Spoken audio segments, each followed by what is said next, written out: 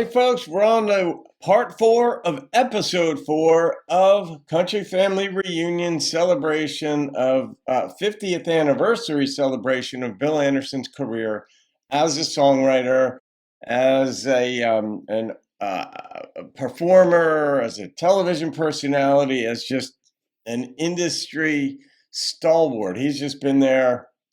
And a phenomenal career in songwriting. And courtesy of funRonni, who made a gift to the channel for me to do this. And I'm just loving this. I'm learning so much, and I know others are too, Ronnie. And folks, this is going to be up for decades to come on the internet. So there will be people down the line, probably long after I'm gone, who will still be enjoying the perspectives of the very real, non-artificial intelligence artists, for example, because things are going to change. They already are. So here's the real deal. Plus, it's a different world now with the digital age. It's much more single song oriented. The whole industry as a whole. And it's interesting to me that I don't know if y'all find this interesting, but a single song download is 99 cents. That's what it cost in 1960 to buy a single. Wow. You know, think about that. That the price for our music is the same 50 years later as it was 50 years ago. Not one thing on this earth that costs the same thing it did back then. All right, I'll say this one thing though. The reason it's that inexpensive is because there's not only is there so much more competition out there to download those singles, because you could make them yourself. There's other vehicles like YouTube and such where people could get their music out there that the competition is higher, but also you now have worldwide access to those downloads. So whereas in the past, you had to rely on people going to the store physically, which limited the number of people who would buy the single. Nowadays, it's just like click download, click download, click download. So, there's a reason it's 99 cents. Well, I can't say the writing has improved any. The writing hasn't improved. Bill, do you take, like a lot of your songs, do you take them personally to the artist sometimes? Like Harlan used to just, he'd pick out an artist, he took them right then and there, like, you gonna do it or not? Harlan and Hank Cochran were two of the best at doing that. Yeah. Again, I never was as good at that because, like I said a while ago, you don't like to be told your kids are ugly. I just never had the confidence, I guess, to take a lot of my songs. I mean, I have, one of the greatest examples of getting a song cut was one night, Jan Howard and I had written this lyric and gotten hung up on a melody, and I asked her if she could help me with the melody.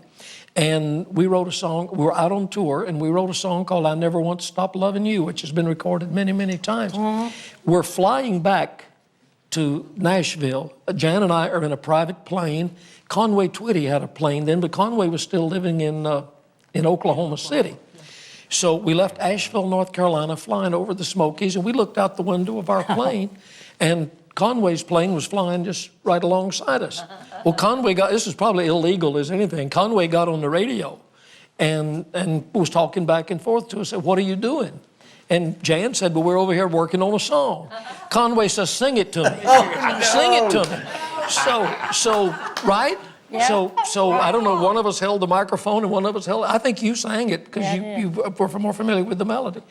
Sang it over the radio from this plane to this plane. Conway says, "I love it, I'll record it," and he did. Wow. That's the most unusual pitching story I think that might trump Chris Christopherson getting in the helicopter and landing in Johnny's front yard. That's a pretty great pitch, too. Well, anyway, you get somebody to record one. Yeah, well, it was 3 o'clock in the morning. I don't think the FAA was listening. I'm glad they wanted part of the song. But that's true. Yeah, they would be today. Yeah, a lot of things happened then. But I've sung songs. I sang a song to Jimmy Dickens in the dressing room one time, just me and my guitar that he recorded. And I don't know, Gene, I may have sung some to you, but I never really, and I know I did Mary Lou, but I just, in general, I never went out and just pitched my songs a lot. I got other people to do that. What about you, Dallas? You've had so many covers. Did you pitch yours to the artists? I pitched some, not a lot. get somebody else to do it for Yeah. you. Yeah. I ask you this question. Did you find it hard to turn loose of them because you were an artist too? Did you have a hard time letting go of songs and letting the world have them? No, not for the most part. If I really thought the song was for me, I wouldn't pitch it. But there were very few times that I really felt that strongly about it. I'd just write the song, and where it landed, it landed. Well, one of the greatest singers of country songs is sitting back there, that table right there in Oh, the you ain't kidding. body of Gene Watson. How you doing, Yeah, pal? man. First time we've heard from Gene, I think. Gene didn't mean to leave you out. You've done some of the road shows with us too, man. Yeah, great Oh, it's shows. great. Everywhere we play, and I was talking to Rhonda about that today, we're always having people come through the autograph line telling us they just saw us on TV the other night and everything, and those shows are great. It's a pleasure to be a part of it. Also, Bill, it's a real pleasure for me to be here and share this day with you. If anybody deserves any recognition, it's Bill Anderson, you know. Absolutely. One of the Thank you. finest You've songwriters. recorded several of my things and for your albums, and I treasure those recordings because you're the kind of, I mean, just everybody's favorite singer, or one of everybody's favorite singers, and But, it's such an you know- honor to have you sing something that I wrote. Always bothered me a lot because, you know, you've written some of the biggest songs that's ever been recorded in country music and other types too, I guess. And I always figured, well, there was somebody a little bit bigger that you'd rather have the song. And I wondered about that a lot. And I hate to just come right out and ask you, but did you ever feel like you should save a song for somebody with a little bit better name or something like that? Did that ever happen to you? No, I don't think so. I mean, it may have, but I don't remember it. When I got started, of course, that's been a while back, but I used to look for songs on, you know, back then there was A and B sides, and I'd look for B sides, and I'd look for album cuts, and anywhere I could find a song, that's what I looked for. Really? Because I didn't figure that to get in touch with anybody in Nashville, well, they was going to send me some of their good songs, and so I would take chances on songs that other people had picked out and chose to put on B-sides or put down in an album. And I just wondered if you were ever put in that position where, like, if I came up to you and said, Bill, hey, I'd like to cut this song here. So-and-so told me about it. And you might think, well, you know, I'd rather George Strait do this than Gene Watson. No. No, I never felt that way. You found Farewell Party had been cut before, hadn't it? Oh, yeah, a lot of times. Yeah. Well, you know, I recorded several songs that had been recorded several times, but like I say, a lot of the songs I recorded had been recorded earlier. But see, that's what a songwriter loves. You cared enough to go into those albums and listen to those B-sides and Yep. seek out these things that were good songs that had never been hits. Yep. And then when you gave them your interpretation, they became hits. Well, I'd like to try to sing one, if it's all right. And I've got to tell you that I was at the Grand Ole Opry one night, and I blame Jimmy Capps for this. But I was at the... We blame him for a lot of things. I was at the Grand Ole Opry one night, and Jimmy told me, he said, man, he said, there's a song that Craig Morgan recorded, one of his albums, and he said, you need to listen at it. And I did, and I was hooked. I was hooked, and I recorded the song, and I'm not so sure I should have, but I did anyway. Oh, you did a great record. It's all right with everybody. I'll try to do it. Oh, man. Let me make my way over here. Thanks, Caps. Which is the best way to go. There you go. Jimmy, I'm going to do this for you. I'm going to try it. What a beginning to a song.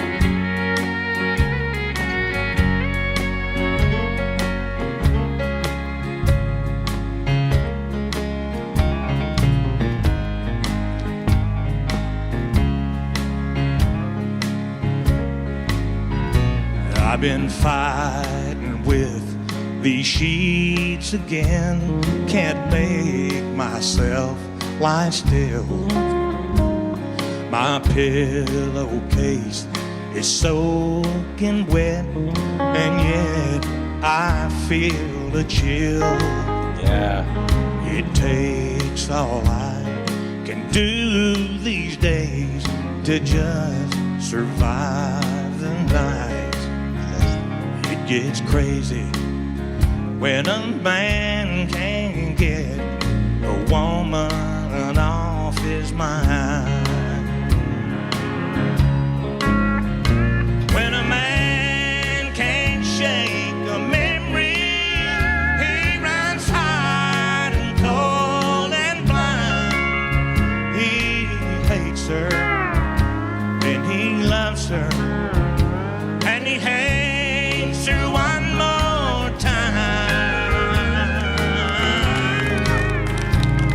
Your love has such a grip on me. It chokes me like a vine. Oh, it's crazy when a man can't get a woman off his mind.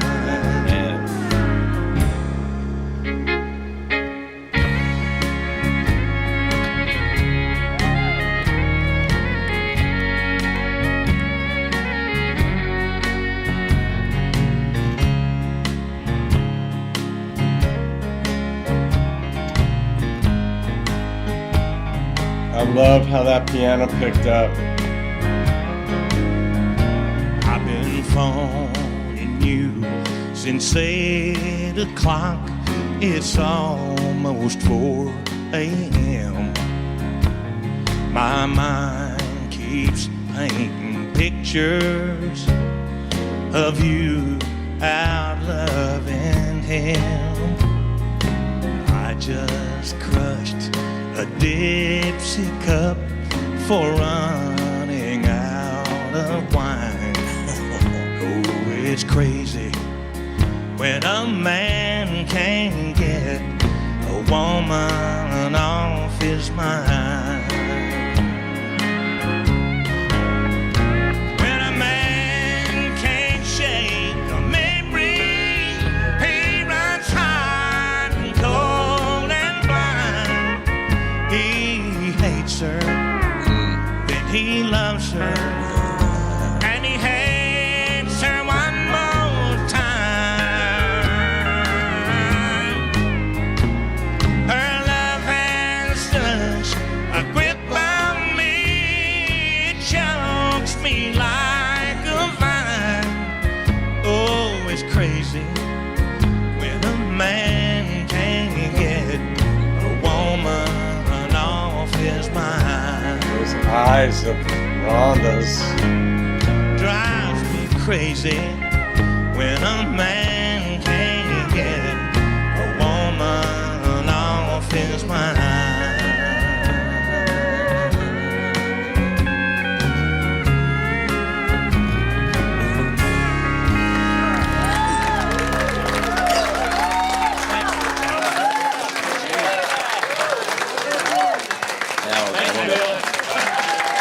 Killed me.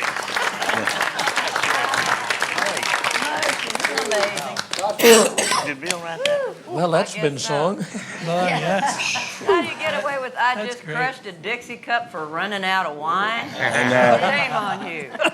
shame on That's the kind of phrases that make songwriters right there. That's great. Thank you. Amen. Yeah. Hey, you know, I appreciated your question, Gene, about the songs.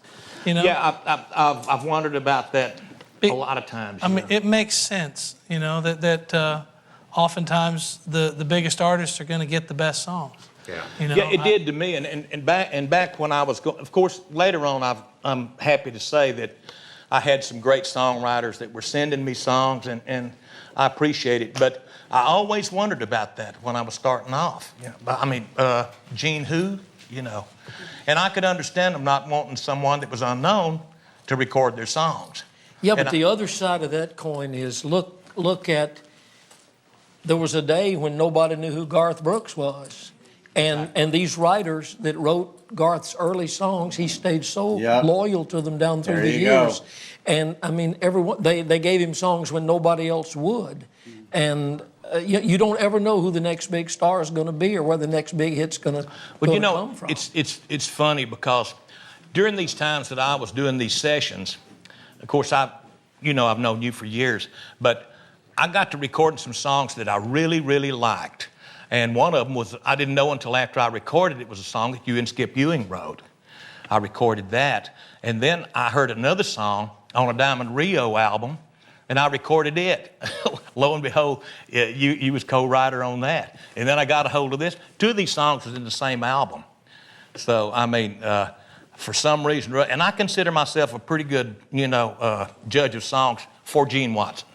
And it's funny, I got hooked up with Bill Anderson, had me three of them, just boom, boom, boom. But, I thank you. You know, it used to be Bill, and you remember this, and it may still be this way, but once a song was recorded, it was just like it was kind of just off limits. No matter how good it was, somebody could cut it and put it out, and producers and a lot of artists were afraid of it. But like Gene was talking a while ago, that didn't seem to bother him, and it's paid off in some ways. That's right. And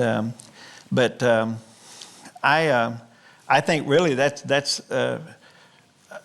pertaining to the artist. That's just a lack of confidence in their judgment. Sometimes they don't really trust their instincts when they should, because you know as well as I do that so many great songs, good songs, have just been lost because of just a cut.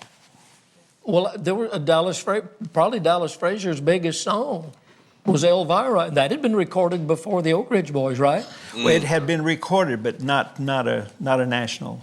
Not hit, a national hit, but they had to find it somewhere. Well, they Bill, knew that there was a song I cut later. 14 Karat Mine. It was a Dallas Fraser song. And lo and behold, the first cut I ever heard of it was Dallas singing it. And I got it. It was sent to me, and I don't know who sent it, but it was sent to me, and it was on a 7.5, reel-to-reel tape. That's how far back it was. And I was looking for that special song. And we was going down the road one night after doing a job, and I threaded the old machine up, had to dig it out and blow the cobwebs off of it. Threaded it up and turned it on. I knew the minute that song kicked off, I'd found the song I was looking for, and he was singing it, and that was pretty scary right there because he's a fantastic singer. And he sold that song to me, and I love him for it. All right, I gotta stop there. There is so much to take in. I'm getting ideas for songs as I'm listening to them sing these songs. And I got this idea, though, while watching this particular episode, Ronnie, and everyone else, that this is for aspiring artists, aspiring songwriters, aspiring musicians, and performers. This is the segment I would point them to so far. I don't know what's coming in the Final Cut 2 segments, but this is the one I would point them to give them insight into how the process actually works, how to think about it, how to approach it. It's hard to trust your judgment when you don't have a wealth of experience in something, but the advice, the information, this was about as compact, succinct, and practical, as well as psychological as you're going to get. So I'm going to leave this episode right there. And I got my philosophy hat on. That's purposeful, Ronnie. You know I love you. Even though you fancy yourself more of a psychology person than philosophy. But you got to understand, psychology came out of philosophy. So if you like psychology, guess what? You're kind of in the camp of philosophy already. Anyway, all right, guys, I hope you enjoyed that. I got an idea for 2 songs I got to start writing. Have a wonderful day. I'll see you on another video and keep rocking the country. There was a day when nobody knew who Garth Brooks was. And these writers that wrote Garth's early songs, he stayed so loyal to them down through the years. And I mean, everyone they gave him songs when nobody else would.